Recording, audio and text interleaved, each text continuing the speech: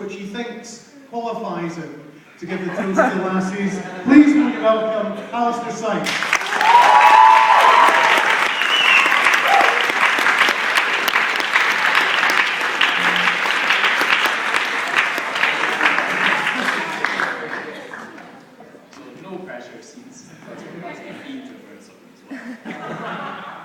So, Alex asked me a few months ago, before we were 2 weeks post tonight, and seeing as this is the first time I've been to a MedSoc, I didn't know if I was the only one involved actually writing the toast.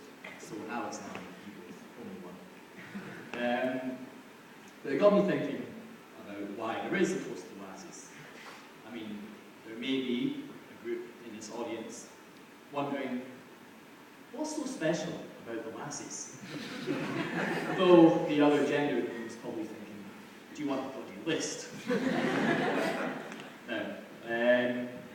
Burns himself certainly was a man with an eye for the Lassies, and that eye usually came in response to the question, oi, poor boy, what's he doing? This left him with an impressive 13 children from 4 women in the space of 10 years. Now, his adoration for the ladies is clearly shown in these lines, which is already read earlier this evening. I'll try and give a good rendition. My love is like a red, red rose that's newly sprung in June. My love is like the melody that's sweetly played in tune. As fair art thou, my bonny lass, so deep in love am I, and I will love thee still, my dear, till all the seas run dry. It's quite a long time. Also,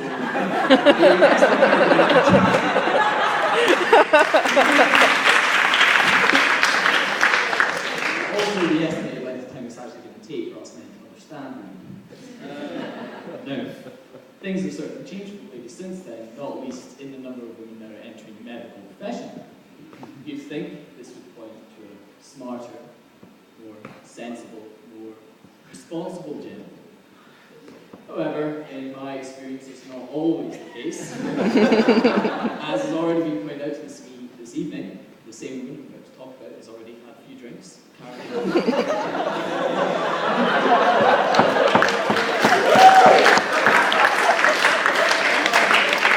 It was only last year I found myself being sensible one night out, and if you know me at all, you'll recognise that as unusual. And poor Karen was very sensibly found a wee sleeping spot on the ground outside of her lounge. I was walking by, spotted her, and regretfully had to do something about it. So after various escape attempts, falls, bumps to the head, we found a taxi that was willing to take her. But every time we asked for her address, she simply screamed, "Home!" When we, I don't actually know what it was, so don't ask me, finally got there, we were delighted to discover that a very responsible lady had also lost her keys. Now, as previously mentioned, I've grown up in a house with 4 women, so I thought I'd give some tips to the men gathered here on communication with the ladies, which, if I've learned anything over the last 4 years as a medical student, it's going to be pretty important in the workplace. Mostly, these tips consist of keeping your mouth shut. However, there are some words and phrases used by women that it is necessary to understand. For example, fine. This means that a woman wants to end an argument and that you are wrong and that you need to shut it. Never say this when you are asked how a woman looks, because you will find yourself having one of these arguments. I think we all know the next one. 5 minutes. This means half an hour. However, it is probably a fair trade for the half an hour that you claim to last in bed.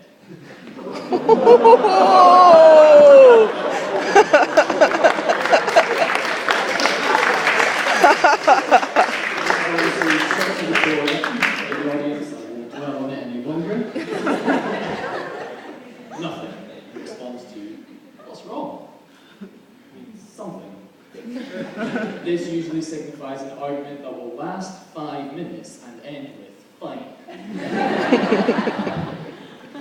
Go ahead. This is a dare. One that will result in a woman getting upset over nothing and the end with fine. What means I don't care. However, in a few minutes you'll get a go-ahead, followed by a nothing, then fine. She'll speak to you in about 5 minutes when she's cooled off. Thanks a lot. This is not thank you. This means that a woman is really ticked off and that you, the man, have no doubt offended her in some callous way. Don't ask her what's wrong, as you'll only get a nothing. Finally, thanks. The woman is thanking you. Don't faint, or move, or breathe. Just say, you're welcome. Now, I'd like to finish this verse that was written by a friend of mine, Jack Lenny. I'll finish off with that. Perhaps some skulls. When God first got the female form from out the ribs of man, he little kenned the day would come when they'd have the upper hand. He made them fair to catch man's eye, and cunning for to snare them. Then yinst they had him in their hall, damn the yin stared him. They nursed man when he was a bear, in youth they daily fed him. Then blithely took the fatted calf to a thing they called a wedding. Yinst married then the woman ruled, the queen o'er the house, whilst man stood meekly at the sink, a wee dishwashing house. Man was a prisoner in that house. Man was a prisoner in that house. If the dons were hame or drink was his game, he weren't allowed over the door. There's so much more that I could say on how the lasses sing, but I'd only get the gossips going. The man just can't win.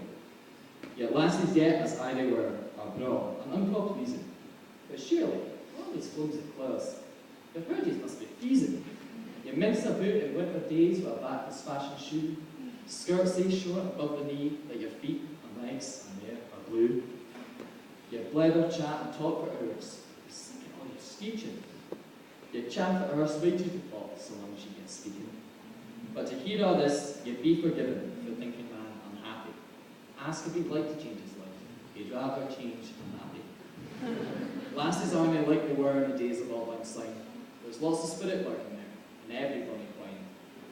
It's true, Katharina, I must confess, we cannae do without you.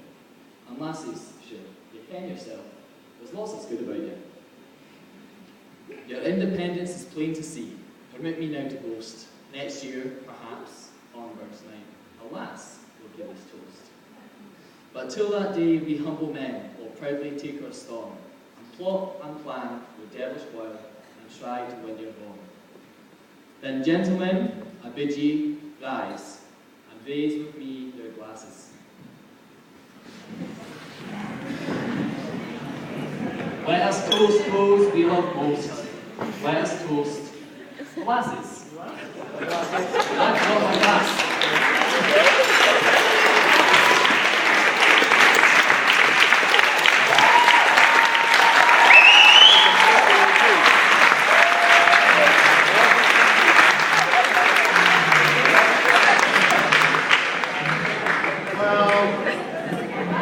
Alastair, when I do after dinner speaking, the best I've ever had from my wife is fine. And she's just said to me, well done. So I think you won the spectacularly well, rather than spectacularly.